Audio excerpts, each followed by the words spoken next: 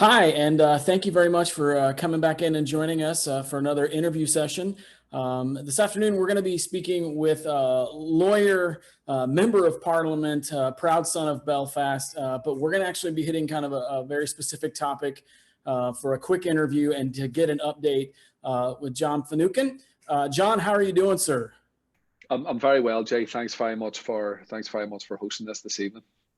And well, thank you for taking the time to join us. I know that there is a lot going on right now. For anybody who doesn't know or isn't quite up to speed, I want to give just a very brief kind of sentence outline of what we're going to be talking about.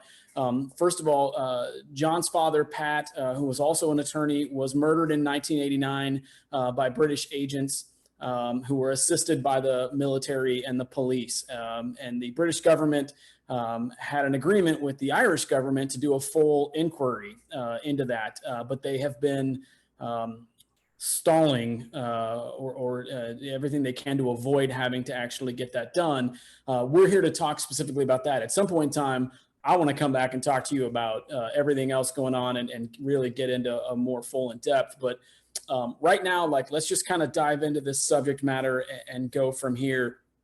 What can you tell us about today?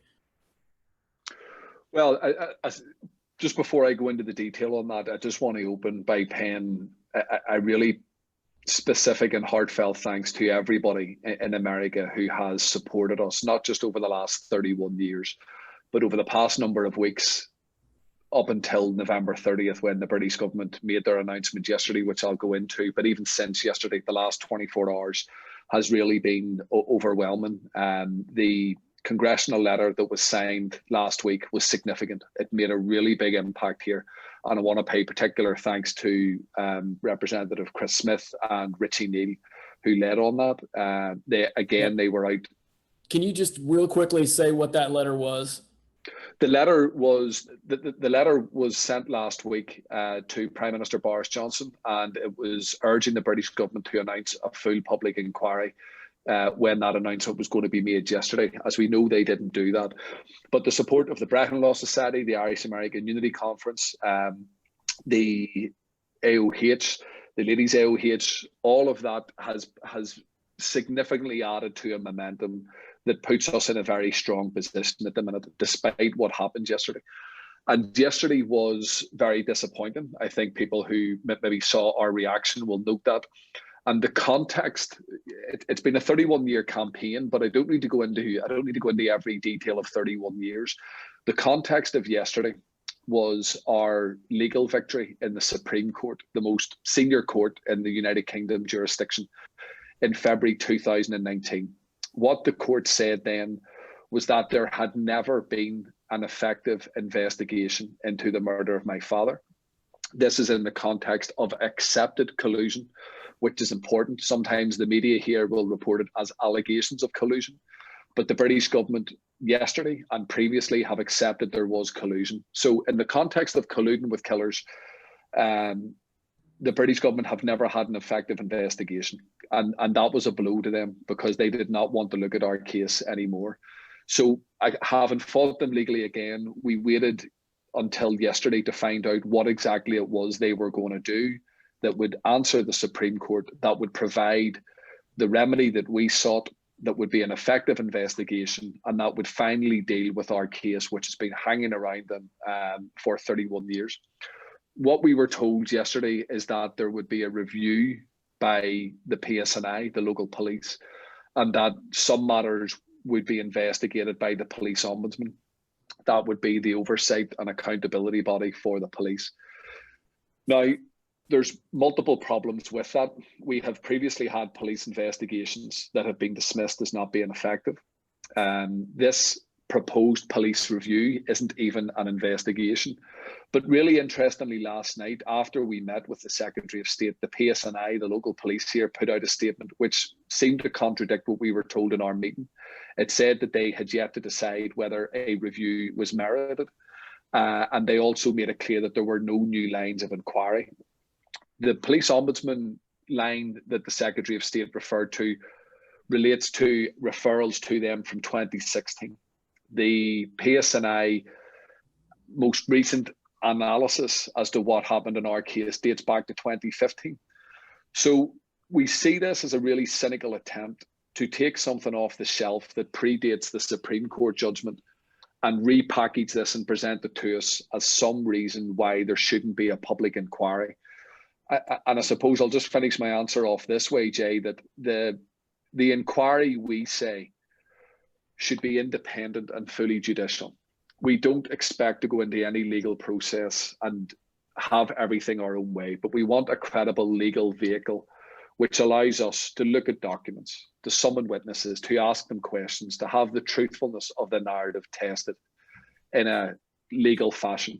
This is what the British government have resisted. And even knowing what we know, I think it shows just how rotten their role in Ireland was over such a sustained period of time, that they invest all of their time and resources into continuing to block and obstruct our family in their campaign.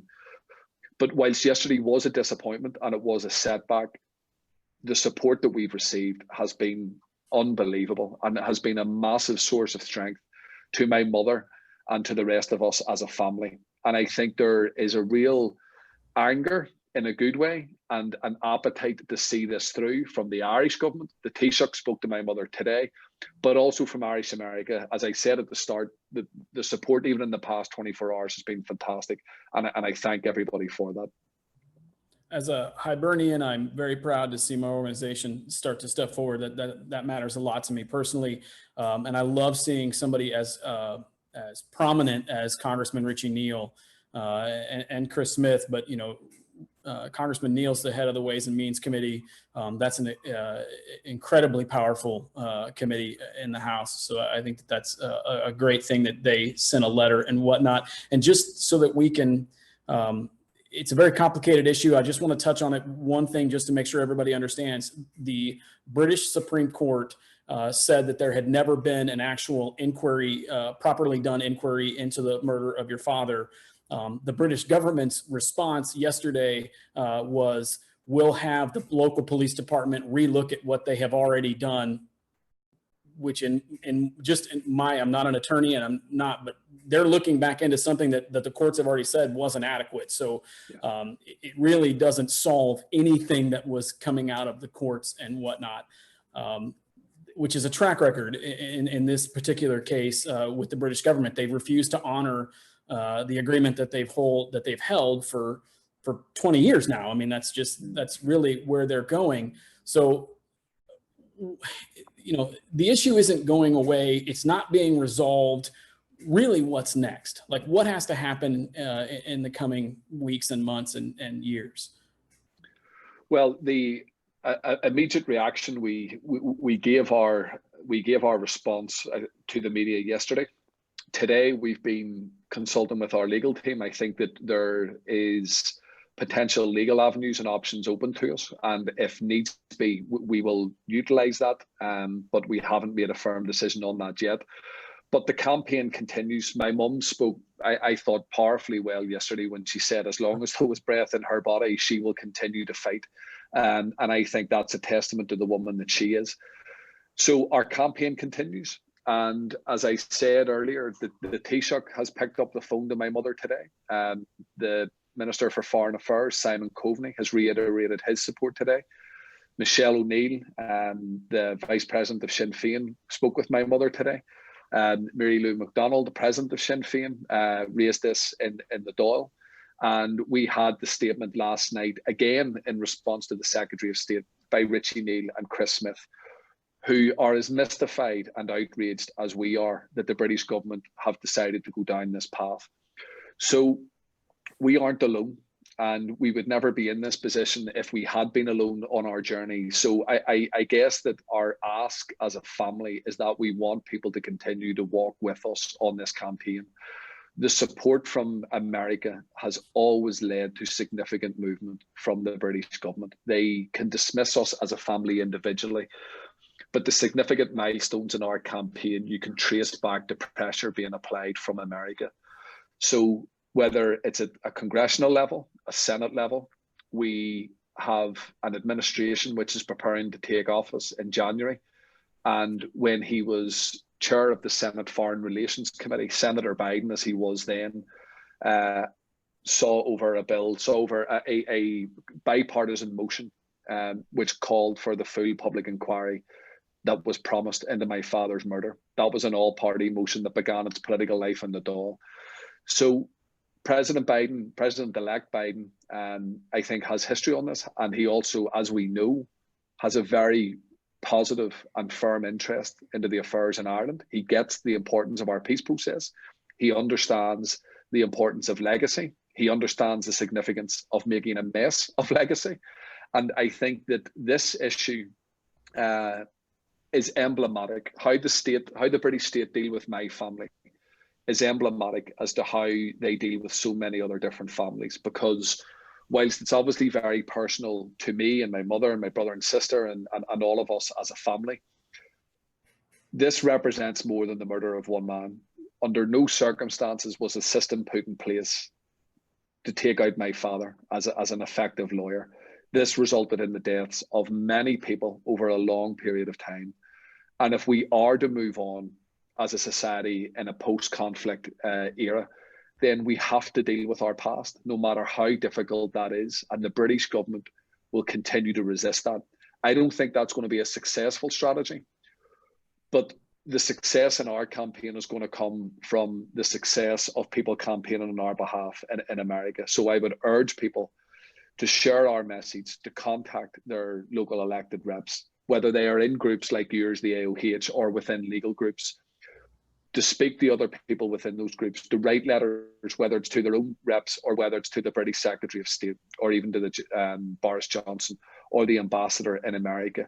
Because one thing that I think has always filled me full of pride is that no matter where the British government goes in this world, they are always faced with the case of Pat Finucane, how they murdered a lawyer in their own jurisdiction, how they tried to cover it up and how they continue to try to get away with it. But I think that there is a momentum and an ever-growing body of people who are committed to ensuring that they will never get away with what they did. So, John, the best thing that we can do here in the States, our brothers and sisters in Canada, is to start contacting our local reps, our local members of Congress, our local senators, and just reaching out and saying, hey, we want you to become involved and support these things. That's in the grand scheme of things, that is an ask that would have good benefit for the family and doesn't take a lot. It's not a very long request. That's a very brief thing to do, to send an email to your local congressman. And you can go actually to any one of their websites and see how to contact them directly. But is that an impactful way for us to directly help? It is. And if anybody is contacting their congressman, congresswoman, there is history in that house with our family. When we spoke with, I think, Chris Smith's office last week in advance of the congressional letter being published and sent to Prime Minister Boris Johnson, I think one of his staffers remarked that when they were looking at this to prepare the letter, I think they've held around 14 hearings into my father's case. There have been more than one bipartisan motions that have passed unanimously in the House. So this isn't a new issue that Congress will have dealt with. This is something that there is unfortunately, a very clear history that you can point to in which they have supported my family, that they have supported the Irish government in their efforts to secure an inquiry. And what I would urge people to do is ask their representative whether they do have a history in voting for this, or if they're a new representative, to add themselves to that growing body of people who I think are on the right side of this argument. Perfect. That is a call to action. Then it is something that is important. I know you're very busy. I know you have a lot of other things that you need to get to tonight. So I want to say thank you very much. Please tell your family that we are always going to be thinking about them. We are in your corner. And for anybody who's seeing this, it's time to get involved. It's time to share the video. It's time to make sure that your friends and family are aware. And it's time to take 5, 6, 7 minutes, get on your phone, get on wherever, and make sure that your representatives are aware that this actually matters, that this has been going on for over 30 years, and that, there is an easier solution to this as long as we all stay involved and stay active. So John, I can't thank you enough. I certainly wish we were speaking under different circumstances. I wish we were sharing in a triumph, but we are there for you, brother, and we are thinking about you so much. Thank you so much. Thank you. John, have a great night. All right, everybody, let's get to work.